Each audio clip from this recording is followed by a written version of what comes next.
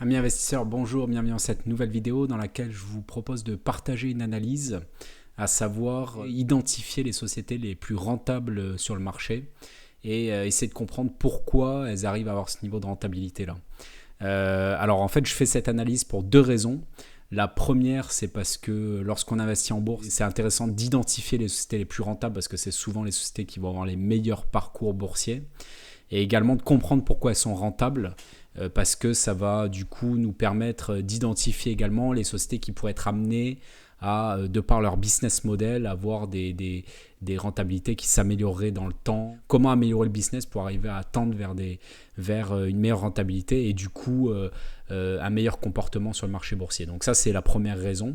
Et la deuxième raison, c'est pour vous amener aussi sur une réflexion d'une fois de plus de pourquoi il faut que vous gériez vous-même vos investissements boursiers. Donc cette deuxième réflexion-là, vous allez la comprendre au fur et à mesure de la vidéo. Donc déjà, le premier point, ce que je vous propose, c'est d'identifier les sociétés les plus rentables sur le marché. Donc ce que je vous propose pour ça, c'est d'aller sur le site Zone Bourse, maintenant que vous connaissez bien. Et donc sur Zone Bourse, vous allez dans l'onglet Screener, vous allez sur Analyse fondamentale. Et là, j'ai fait un tri par rentabilité, par situation financière. Et j'ai choisi uniquement la France, puisque c'est là-dessus qu'on va se concentrer. De toute façon, même si vous faites une analyse au niveau mondial, finalement, on va retrouver un peu le même style de société. Voilà, donc là, j'ai la liste de mes sociétés les plus rentables cotées en bourse sur le marché français. Et donc, on peut en fait les classer par, on va dire, deux grandes catégories, à savoir les sociétés qui ont, on va le voir finalement, ce qu'on appelle du pricing power. C'est-à-dire, c'est les sociétés qui vont être capables de vendre leurs solutions, leurs produits à des prix bien supérieurs de leur coût de revient. Donc là, évidemment, on va retrouver dans cette thématique-là toutes les sociétés liées au luxe. Donc vous avez par exemple Hermès ici, vous avez Kering, vous avez également L'Oréal, qui est un tout petit peu plus loin dans le classement, mais on pourrait quasiment la mettre dans les sociétés dans la thématique luxe. Et là, on va prendre par exemple Kering pour voir un peu ses chiffres. Donc là, je suis allé sur la fiche Kering sur l'onglet Finance. Et là, on peut voir par exemple qu'une société, une grosse société dans le luxe comme Kering, prévoit en 2019 quasiment 16 milliards de chiffre d'affaires pour 3 milliards de résultats nets. Et en résultat d'exploitation, 4,6 milliards. Donc on est sur une société qui sort du 20% de résultats nets, 30% de résultats d'exploitation. Donc on est sur des niveaux de marge très importants. Je vous invite à voir un peu dans vos sociétés respectives les niveaux de marge de vos sociétés. Mais voilà, une société qui fait déjà qui a 20% de marge, vous êtes déjà dans le haut du panier. Et donc on le voit puisque là, Kering sort évidemment dans les sociétés les plus rentables des sociétés françaises cotées en bourse. On a également la société que je disais tout à l'heure comme Hermès, qui a même des niveaux de rentabilité au-dessus de Kering, puisqu'on va être plutôt dans les 25-30% de résultats nets.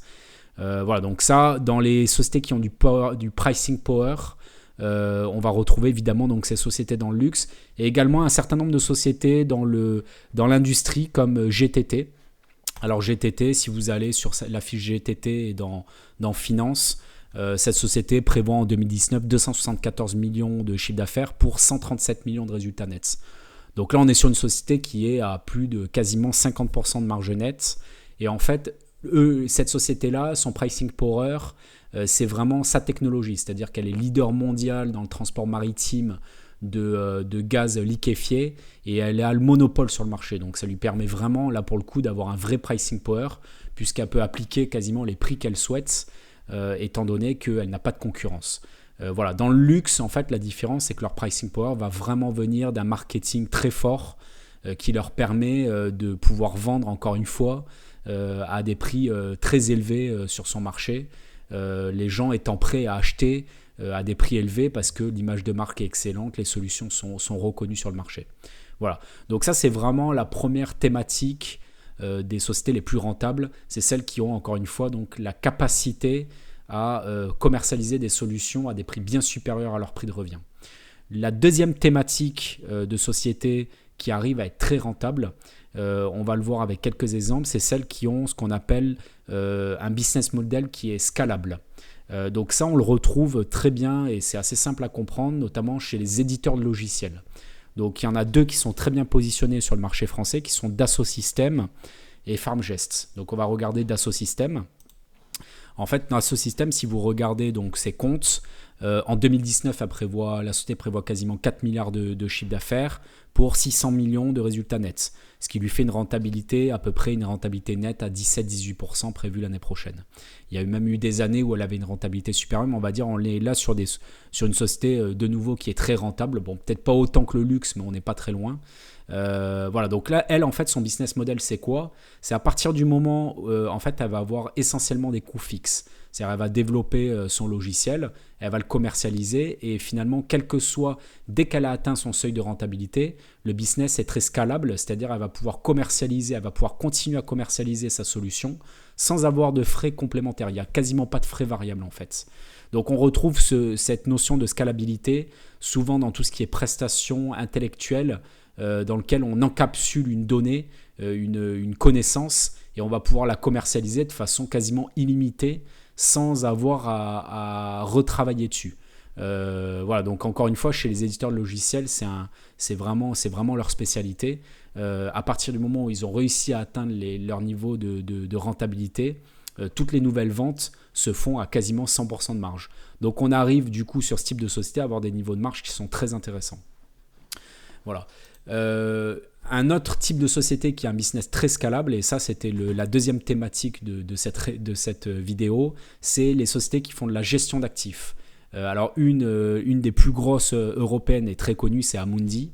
Donc voilà, Amundi, la fiche d'Amundi avec la partie, donc je vais aller sur l'onglet finance d'Amundi.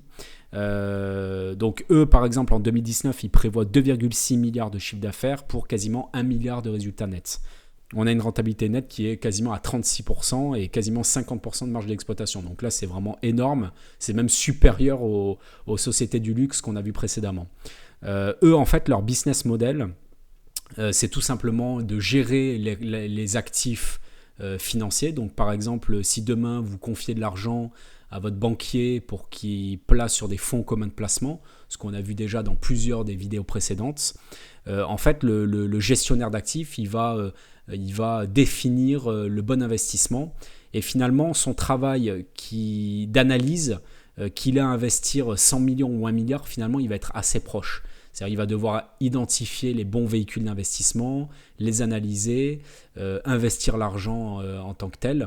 Et encore une fois, finalement, qu'il ait 100 millions à investir ou 1 milliard, le travail va être à peu près le même. Pourtant, ce gestionnaire d'actifs est financé sous forme de frais de gestion. C'est-à-dire qu'il va prendre un pourcentage des actifs qu'il gère et du coup qu'il ait finalement 10 fois plus de volume à gérer, ça va bien lui rapporter 10 fois plus de revenus puisque le pourcentage est fixe en fonction du montant.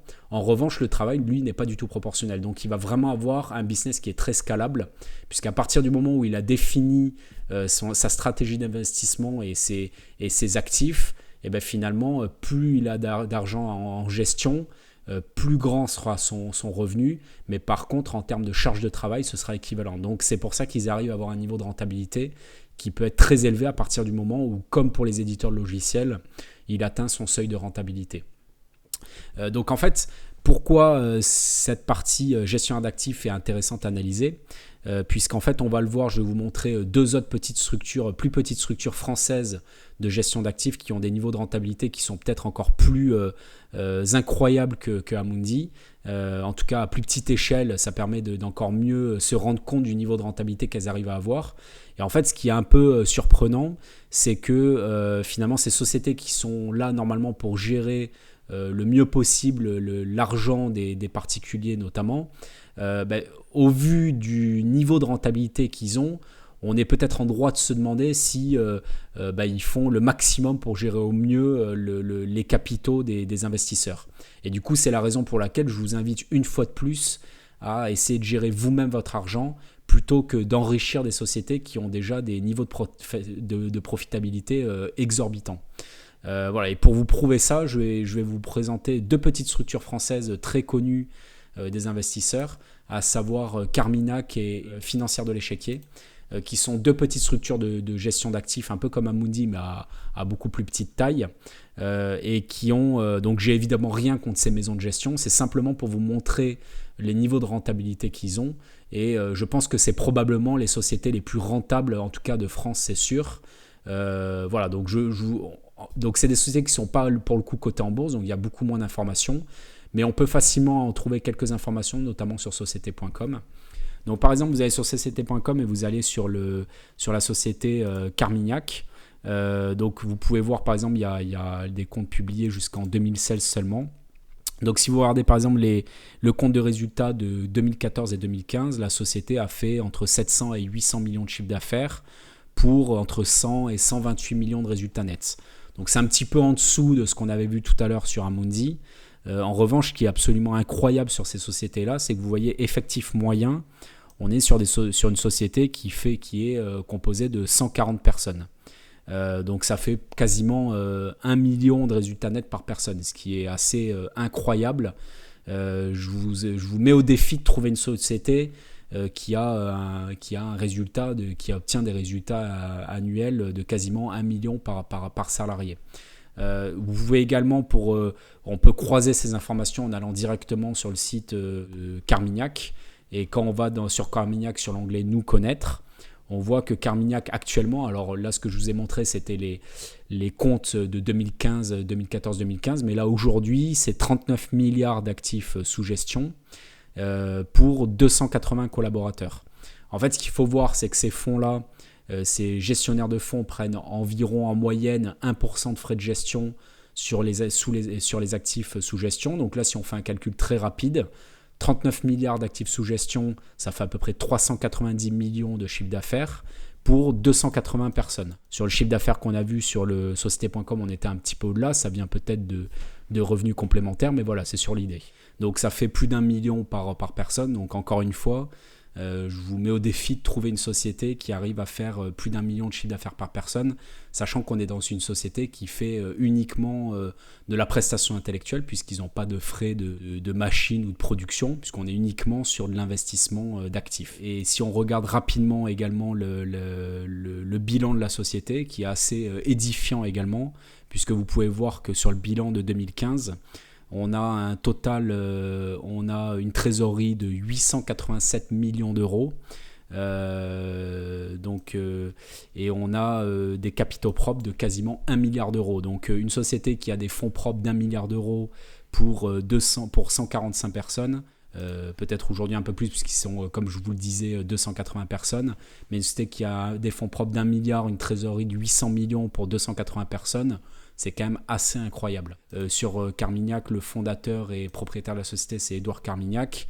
Donc vous pouvez également voir qu'il est dans le top 500 des fortunes, puisqu'il est même 64e fortune française, grâce à sa maison de gestion Carmignac Gestion, avec plus de 1,5 milliard de patrimoine qui correspondent du coup en grande partie à sa société Carmignac Gestion.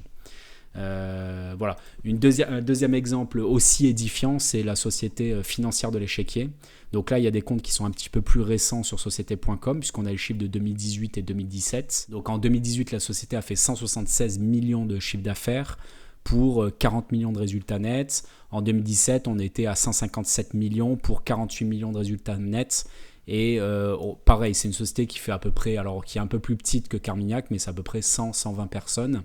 Donc pareil, c'est quand même assez incroyable d'arriver à un niveau, à des chiffres de rentabilité aussi importants pour si peu de personnes. Voilà, donc j'ai absolument rien contre les sociétés Carmignac Gestion et financières de l'échiquier, une fois de plus.